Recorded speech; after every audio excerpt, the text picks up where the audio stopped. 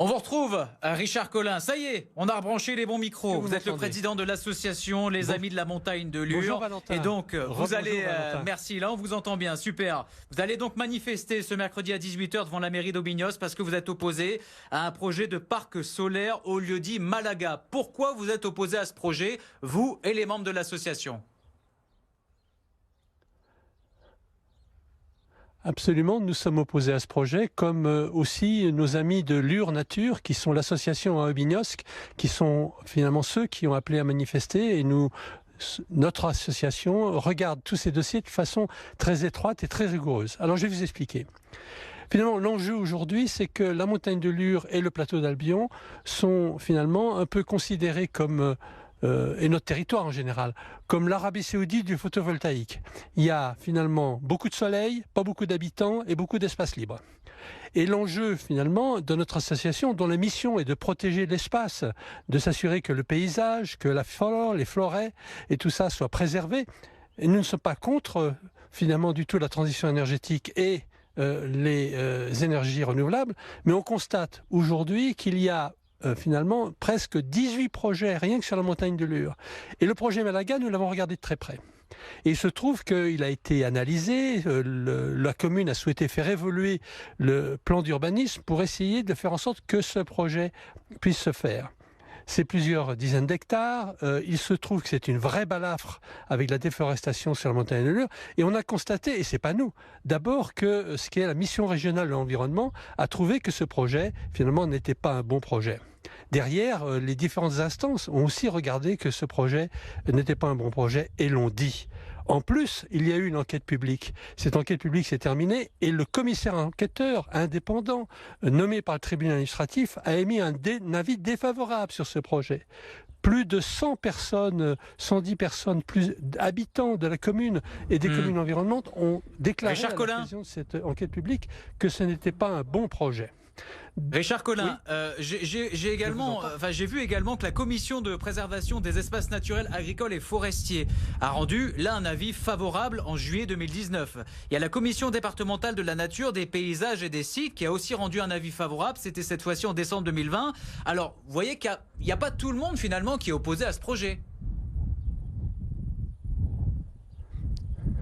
Quand vous avez bien lu, et bravo d'avoir examiné ce dossier avec attention, comme nous le faisons, l'avis favorable est émis sous réserve d'un certain nombre de modifications que vous avez pu lire, je pense, attentivement. Et dans cette affaire, je crois qu'il y a un truc important qui est en train de se passer. C'est que ce projet ne répond pas aussi à quelque chose de très important, qui sont le guide des recommandations pour l'installation du photovoltaïque qui a été émis par la DDT du 04. Et dans ce guide, il y a tout un ensemble de prescriptions dont on sait qu'elles ne sont que des recommandations et pas prescriptives, mais dont on sait que finalement il faut les suivre.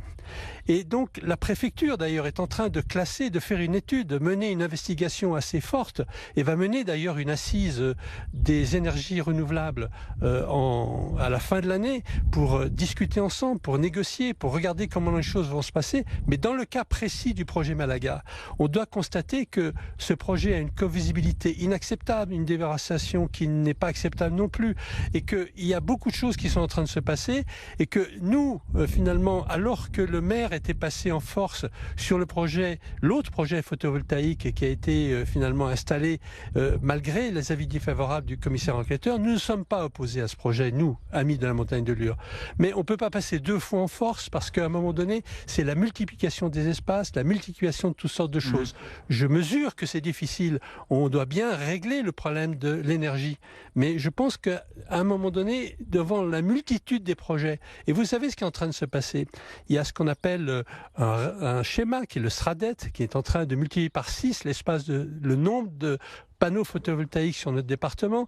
Il y a RTE qui organise un dispositif avec les réseaux pour transporter l'électricité, ce qui est normal. Mais ce qui se passe en ce moment, ce qu'on voit, c'est que ça va Richard Collin, j'ai une dernière question. Ces appels d'air vont faire en sorte que des... Oui. J'ai une dernière question, juste rapide parce qu'on est un petit peu en retard.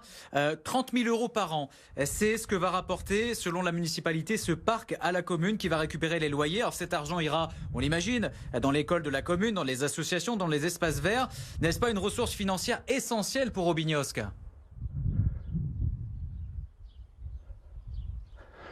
C'est une vraie question.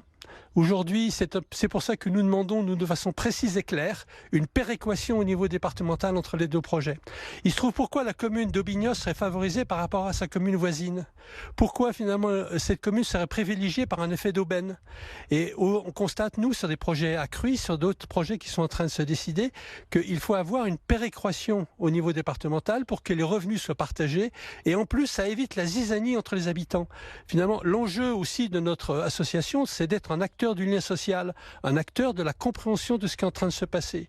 Et nous avons notre AG le 9 juillet à Banon, auquel j'invite qui veut venir, elle est ouverte à tous, dans lequel nous aurons une discussion ouverte sur ces questions-là.